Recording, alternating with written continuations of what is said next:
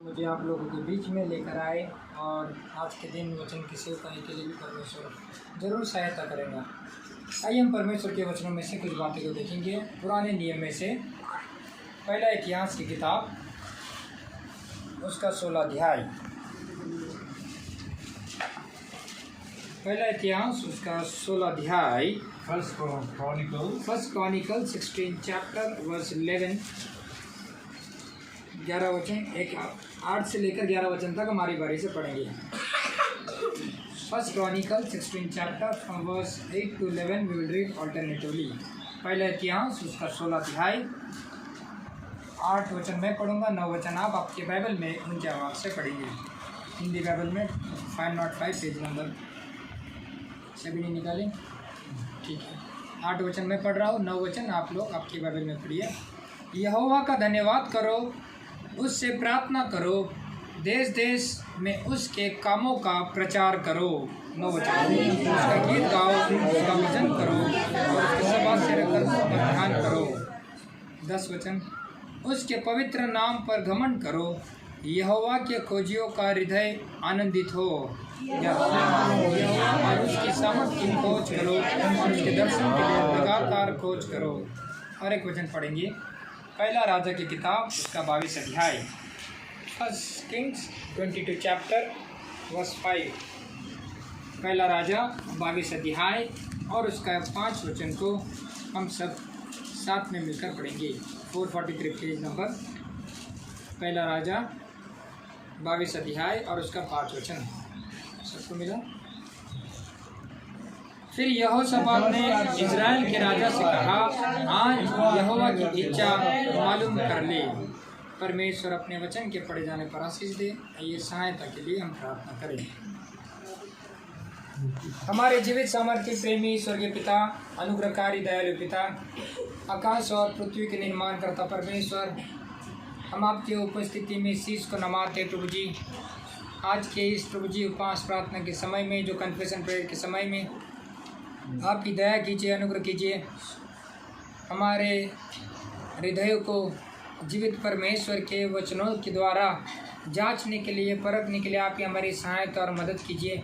आपका वचन जो आत्मिक दर्पण के समान है, हमने परमेश्वर के विरुद्ध में कहाँ पर आज्ञा पालन करने के लिए चूक गए, इन सारी बातों को जीवित वचन के द्वारा, पवित्र आत्मा के द्वारा, ओ प्रभु जी आप ही हमारे से बातचीत कीजिए।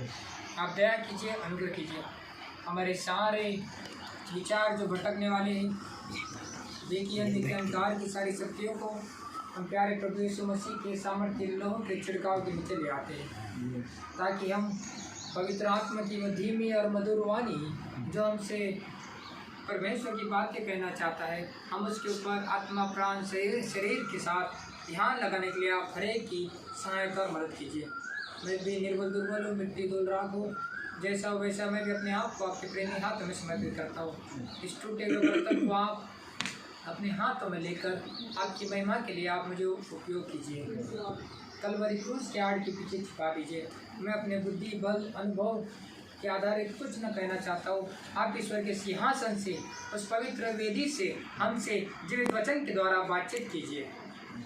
विनती को सुना, धन्यवाद के साथ छोटी सी विनती प्यारे प्रभु यीशु मसीह के नाम में मांगता हो, आमीन।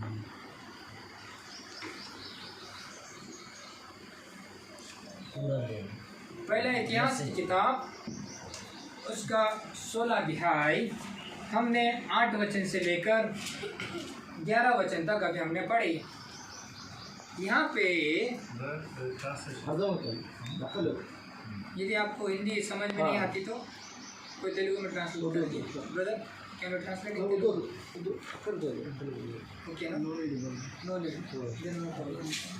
पहला इतिहास की किताब उसका 16 अध्याय और हमने 8 वचन से लेकर अभी तक 11 वचन से पढ़े। यहाँ पे आज का मुख्य विषय है, हम परमेश्वर की क्या करने आए, यहाँ पे उसका दर्शन का खोज करने आए हैं ना, प्रार्थना में। तो विशेष करके यहाँ पे हिंदी में कोई पढ़िए, पहला इतिहास 16 अध्याय और उसका 11 वचन।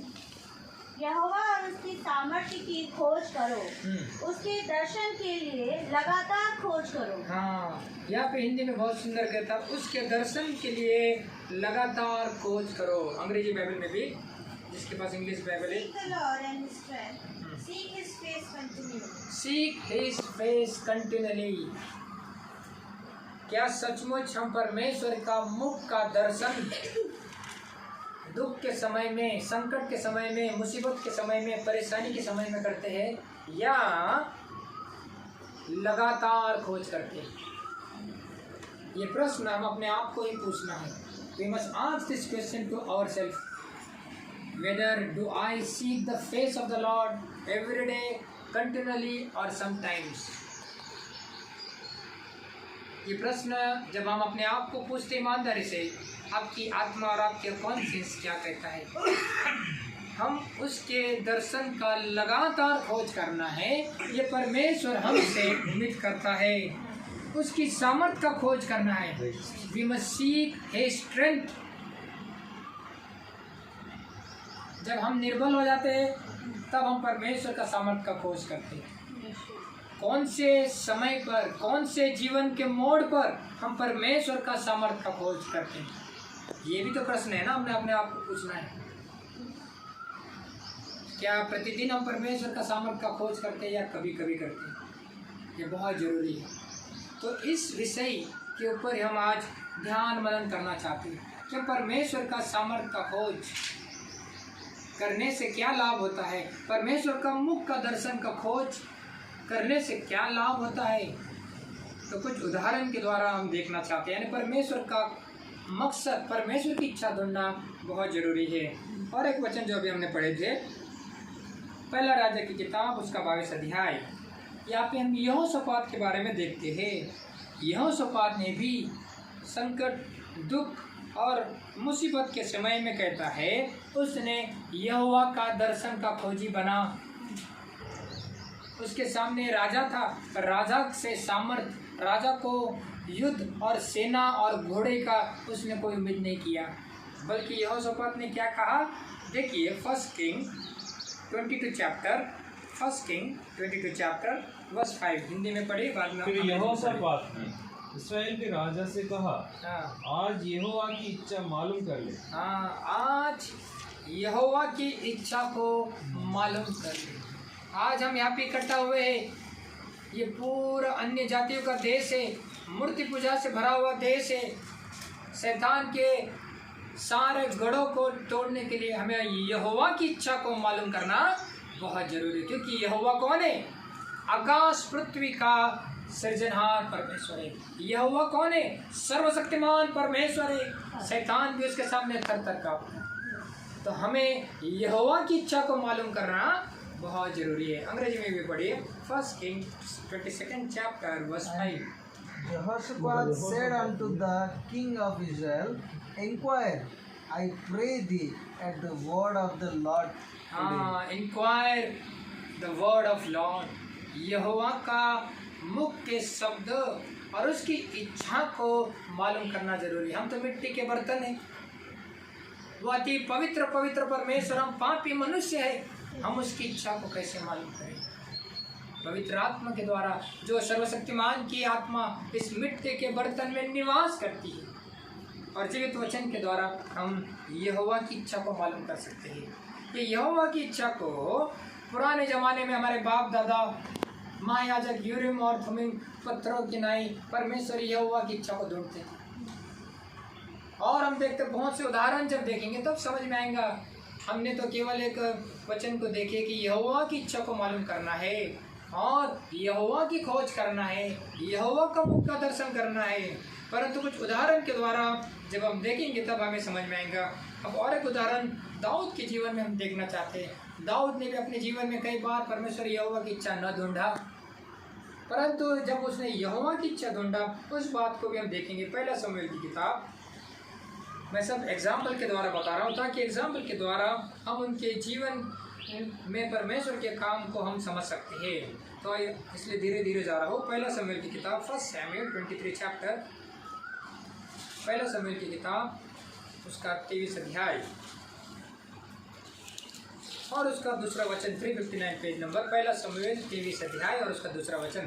तब दाऊद ने यहोवा से पूछा, क्या मैं जाकर फलिस्तियों को मारूं? बस ये दाऊद ने कब पूछा? अभी आप ही बताइए, ये दाऊद ने परमेश्वर यहोवा को कब पूछा? पहला वचन पढ़ो, समझ में आएगा। पहला वचन पढ़ो। तब दाऊद को यह समाचार मिला कि फलिस्ती लोग किला नगर से युद्ध कर रहे हैं और खलिहानों को लूट रहे हैं। हाँ, क्या समझ में आ रहा है यहाँ पे? शत्रु लोगों ने तंबुओं में, नगर में प्रवेश किया और शत्रु ने अपना काम को चालू कर दिया। समझ में आया? एनिमी, दुश्मन लोग, शत्रु लोग का क्या किए? प्रवेश करके उन्होंने खलिहानों को लूट लिए, युद्ध करने के लिए हमारे पे बहुत ही करीब आ गए।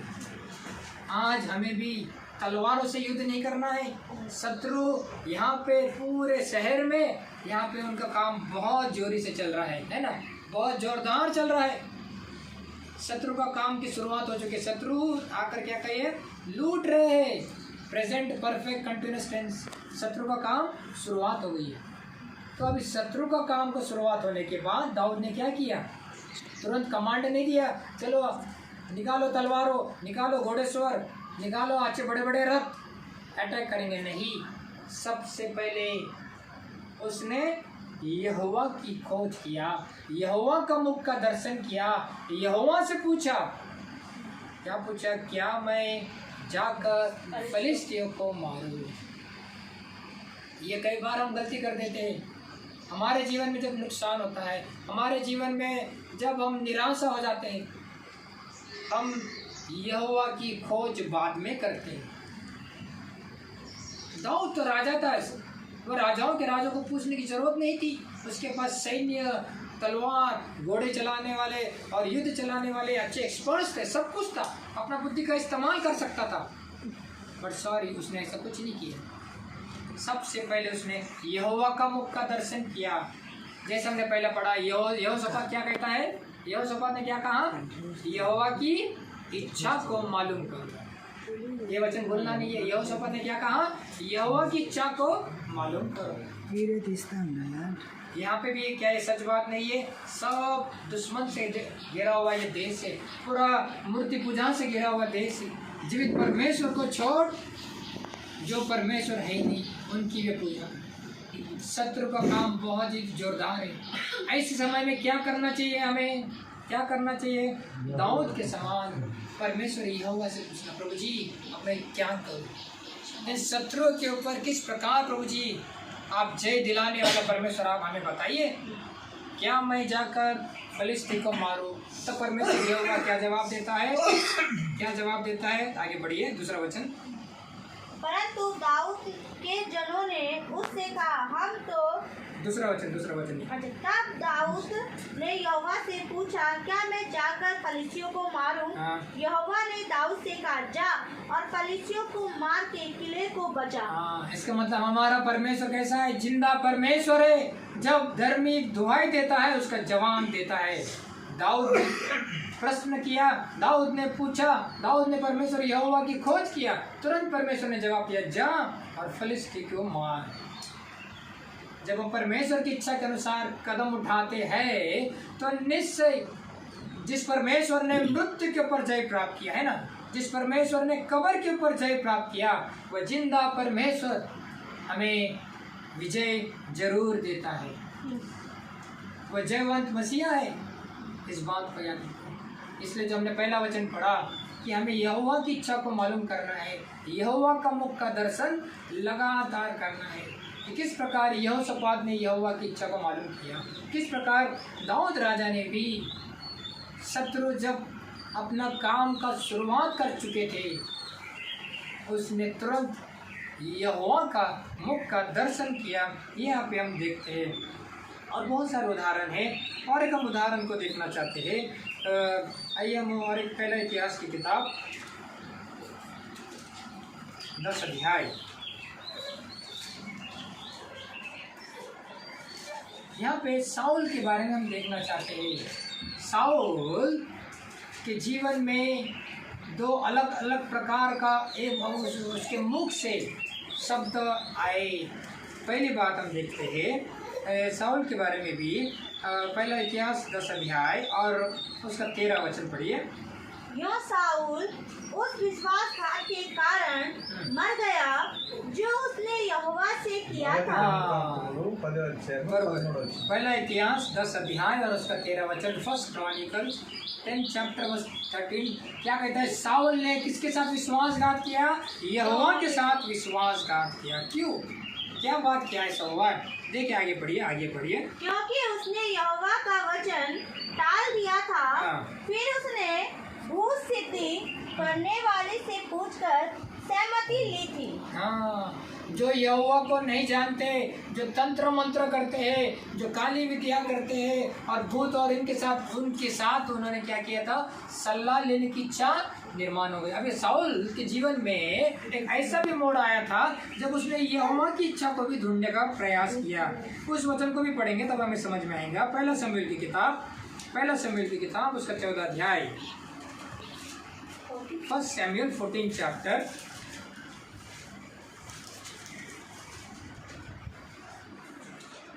और उसका 18 वचन। फर्स्ट शमूएल 14 चैप्टर। अहिया से कहा, परमेश्वर का संदूक इधर ला। परमेश्वर का संदूक इधर ला। उस समय परमेश्वर का संदूक इस्राएलियों के साथ था। समझ में आया? साउल का कैसा जीवन था? एक समय उसके माइंड में ऐसा भी थॉट आया, उसके मन में ऐसा भी विचार आया कि यहोवा का संदूक ले आना। यहोवा की इच्छा ढूंढने के लिए है ना, यहोवा का संदूक लेकर आओ। और एक समय जब वो परमेश्वर से दूर हो गए, तब वो जो परमेश्वर को नहीं जानते, तंत्र मंत्र करने वाले, शैतान के सारे उस बुरे काम करने वाले भूत से सामना उनके पास भी गया। हमारा जीवन किस प्रकार का है? क्या हम दो नाव में पैर रखते हैं? कभी कभी हम एक मुंह से परमेश्वर यहोवा की भी स्तुति करते हैं और एक मुंह से गुस्से आने से हम कुछ गलत बातें जो पवित्र आत्मा को दुखी करे ऐसे भी हम बोलते हैं। एक जगह में ऐसा भी लिखा कि एक ही झरने से मीठा और खारा पानी नहीं निकलता।